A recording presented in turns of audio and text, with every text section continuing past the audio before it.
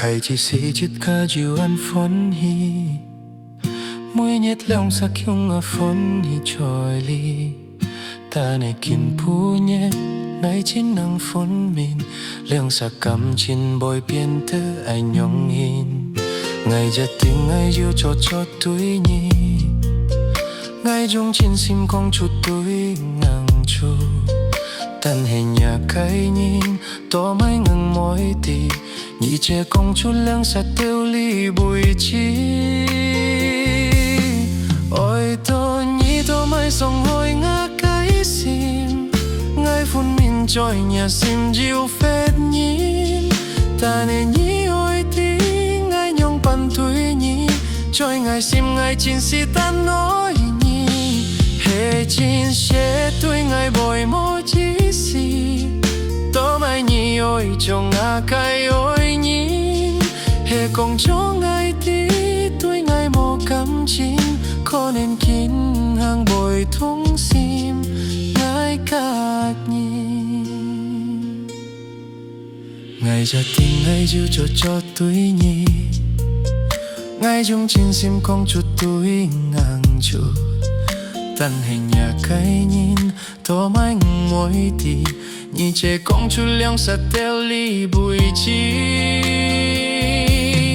Ôi tôi nhị tôi mãi sống hồi ngã cái sim Ngay phun mình trôi nhà sim dịu phết nhìn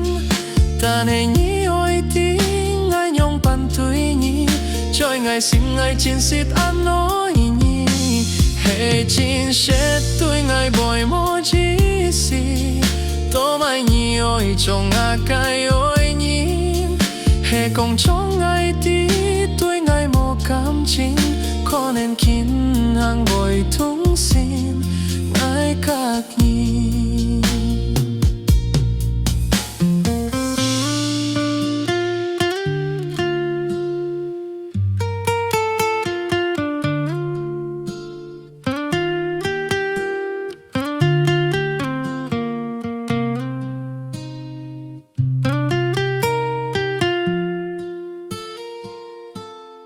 Ôi tôi nhị tôi mãi sống hồi ngã cái sim